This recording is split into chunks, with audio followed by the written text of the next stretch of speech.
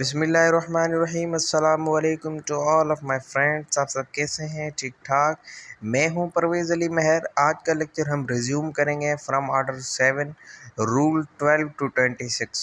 सो आइए लेक्चर को हम कंटिन्यू करते हैं फ्रॉम ऑर्डर 7 टू रूल 12।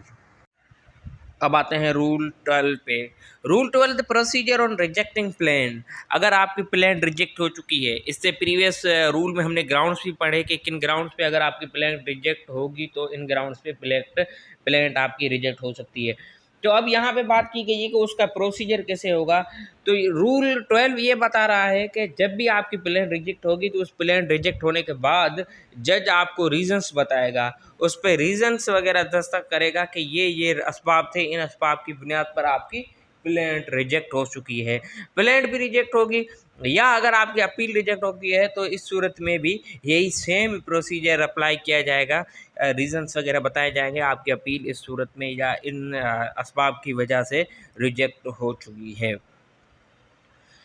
अब आते हैं रूल 13 पे। रूल 13 है where rejection of plant doesn't preclude presentation of fresh plant.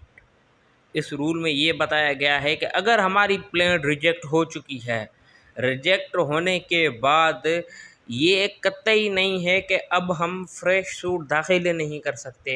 ये रूल 13 क्लियर करता है अगर आपकी प्लांट रिजेक्ट हो जाती है तो इसका मतलब ये कतई नहीं कि आपका सूट डिसमिस हो चुका है।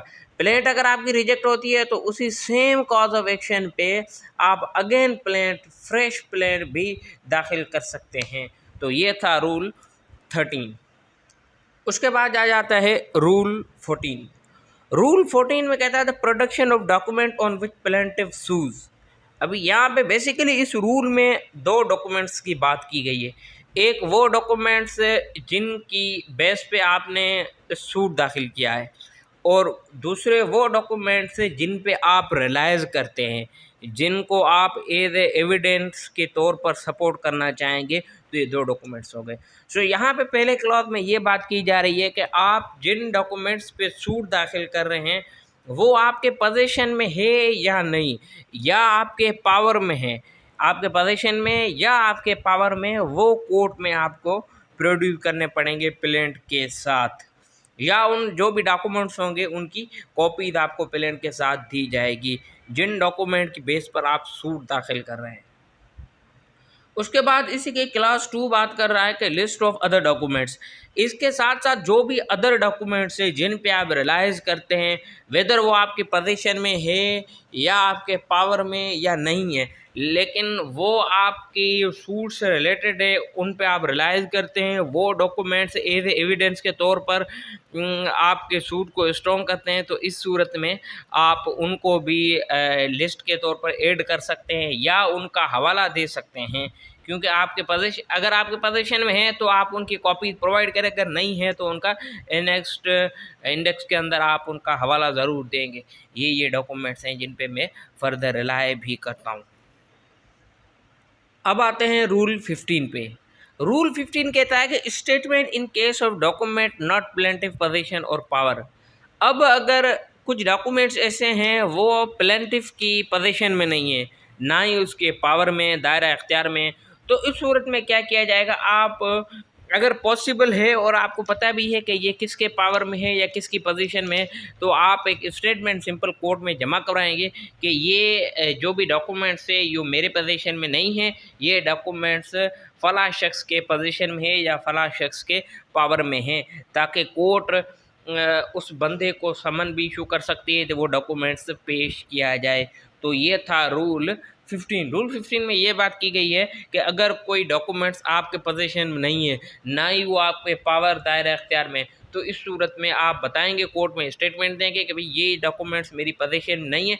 अगर पॉसिबल है और आपको पता भी है कि ये किसकी पोजीशन में है, तो आप उस बंदे का नाम भी बता सकते हैं कि फ़लाँ शख्स की पोजीशन में, सो कोर्ट उससे ये तलब भी कर सकती है।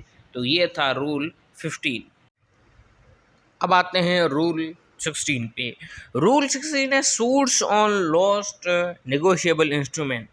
आपका सूट है, आपका सूट बेस करता है नेगोशिएबल इंस्ट्रूमेंट पे, और नेगोशिएबल इंस्ट्रूमेंट भी लॉस्ट नेगोशिएबल इंस्ट्रूमेंट। सो अब यहाँ पे ये बात की जा रही है कि अगर आपने कोई ऐसा सूट दाखिल किया है जो निगोशिएबल इंस्ट्रूमेंट पे बेस करता है, चेक है, बिल ऑफ एक्सचेंज है, या कोई ऐसे इंस्ट्रूमेंट है जिस पे बेस करता है, तो इस सूरत में, और वो आपका इंस्ट्रूमेंट भी लॉस्ट है, अवेलेबल नहीं है आपके पास, और अगर आप कोर्ट को सेटिस्फाई कर जाते हैं या कोर्ट को प्रूफ दे जाते हैं कि भाई ये डॉक्यूमेंट वाकई मेरे पास अवेलेबल नहीं है, मैं लॉस कर चुका हूँ, अगर कोर्ट सेटिस्फाई हो सकते हैं तो इस सूरत में डिग्री भी पास हो जाएगी, और उस डिग्री की वही अहमियत होगी जैसे कि आपने प्लान के साथ वो डॉक्यूमेंट पेश किया हो, क्योंकि यहाँ पे बात हो रही सेटिस्फिकेशन ऑफ कोर्ट की। कोर्ट को आपने सेटिस्फाई कर दिया तो इस सूरत में आपकी डिग्री भी पास होती है, उसकी वही इंपॉर्टेंस होगी कि as you present your instrument with plaint. तो ये था रूल 16। रूल 16 बेसिकली बात करता है निगोशिएबल इंस्ट्रूमेंट की। जो आपका सूट है वो बेस्ड है इंस्ट्रूमेंट पे, पर इंस्ट्रूमेंट भी लॉस्ट इंस्ट्रूमेंट जो आपके पास अवेलेबल नहीं, जो आपसे गुम हो चुका है। अब आते हैं रूल 17 पे। रूल 17 है प्रोडक्शन ऑफ शॉप बुक। यहाँ पे ये बात की जा रही है कि अगर आपके पास कोई ऐसे एंट्री बुक है जिसमें आप प्लेंटिफ के पास है या उसके पावर में कोई ऐसी बुक है एज एविडेंस के तौर पर, अब वो फॉर एग्जांपल लेन देन का मामला है कोई, इस सूरत में अगर वो आपकी बुक है और उसमें आपकी एंट्री की हुई है, और इस सूरत में अगर आप वो प्लान के साथ पेश करना चाह रहे हैं, आपको सपोर्टेड एविडेंस है, तो इस सूरत में कहा जा रहा है कि उसकी कॉपी आप अपने प्लान के साथ भी लगाएंगे। लेकिन क्लास 2 के अंदर बात की जा रही है कि जब आप जिस दिन आपको वो प्रूव करनी है, जिस दिन आप प्रूव करके उस दिन आप वो ओरिजिनल बुक लेकर आएंगे जिससे आपकी वो सर्टिफाइड कॉपी होगी, उसको एग्जामाइन किया जाएगा, उससे कंपेयर भी किया जाएगा, उसको मार्क करके करेक्ट करके अप्रूव भी किया जाएगा, और after that it will be admissible in a court. अब आते हैं रूल 18 पे। रूल 18 है inadmissibility of the documents not produce when plaint file. अब यहाँ पे ये बात की जा रही है कि जब आपने प्लान फाइल की, जिन डॉक्यूमेंट्स की बेस पे आपकी प्लान थी और वो प्लान के साथ आपने पेश नहीं किए, या जो आपकी प्लान के इंडेक्स में आपने एनेक्स किए थे वो डॉक्यूमेंट्स, उनका जिक्र भी किया था, तो इस सूरत में आपने वो भी पेश नहीं किए। तो यहाँ पे ये बात की जा रही है कि अगर वो डॉक्यूमेंट्स आप पेश नहीं करते तो आपको कोर्ट वक्त देगी, कुछ वक्त देगी आपको अपने डिस्क्रिप्शन पावर पे कि आप इतने वक्त में आप वो डॉक्यूमेंट्स लिहाजा पेश की जाए। अगर उसके बावजूद आप नहीं पेश करते हो तो इसके बाद वो इनएडमिसिबल हो जाते हैं वो डॉक्यूमेंट्स। लेकिन क्लॉज 2 में बात की जा रही है कि अगर डिफेंडेंट के विटनेस या डिफेंडेंट अपने स्टेटमेंट में अगर कोई ऐसी बात कर जाता है जिसका आपको आंसर देना ज़रूरी है, तो इस सूरत में आप वो डॉक्यूमेंट्स वगैरह प्रोड्यूस कर सकते हैं जिससे डिफेंडेंट के विटनेस की या डिफेंडेंट की मेमोरी फ्रेश हो जाए और उनको पता लग जाए कि ये बात एग्जिस्ट करती थी, तो इससे रिलेटेड आप डॉक्यूमेंट्स पेश कर सकते हैं। लेकिन इससे अबव जो क्लॉज था उसमें बताया गया है कि अगर आपको वक्त देने के बाद भी अगर आप नहीं करते डॉक्यूमेंट जिन पे आपकी पेलेंट बेस थी, तो इस सूरत में आपको बाद में एडमिट नहीं किया जाएगा। अब आते हैं रूल 19 पे। रूल 19 है address to be filed with plaint. कह रहा है कि जब भी प्लेंटिफ या पिटिशनर प्लेंट फाइल करेगा या पिटिशन फाइल करेगा, तो इस सूरत में ये बात की जा रही है कि वो अपना मुकम्मल जो एड्रेस वगैरह होगा वो भी अटैच करेगा इसके साथ, ताकि जो भी नोटिस है और सर्विस ऑफ द समन है या उसके साथ साथ जो भी कोर्ट की कार्रवाई होगी उससे रिलेटेड अगर कोई भी आपको आगाही करनी हो या बुलावा हो, तो इस सूरत में आपको बुला सके।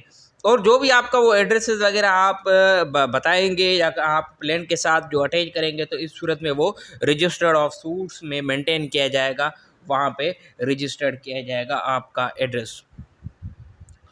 उसके बाद आ जाता है रूल 20। रूल 20 में कहता है nature of address to be file. Nature of address to be file से मुराद ये है कि जब भी आप अपने प्लान फाइल करेंगे तो उसके साथ साथ कह रहा है कि आपका एड्रेस जो होगा वो लाजमन जो लोकल लिमिट्स होगी या जो जुरिस्डिक्शन होगी, जो उस कोड की टेरिटरी की हद के अंदर ही जो आपकी रेजिडेंस है, ऑर्डनरी रेजिडेंस है, वहाँ की आप बताएंगे ताकि जो भी सर्विसेज वगैरह हो वो इजीली से हो सके। तो रूल 20 बेसिकली ये बात बता रहा है कि जो भी आपका सर्विसेज वगैरह होगी तो इसके लिए आपको और जो एड्रेस वगैरह होगा या आपकी जो सर्विसेज वगैरह की जाएगी उसके लिए आपको एड्रेस वगैरह जो दिया जाएगा वो local limits of that court या डिस्ट्रिक्ट कोर्ट्स की लोकल लिमिट्स में भी दिया जाएगा। अब आते हैं रूल 21 पे। रूल 21 है consequences of failure to file address.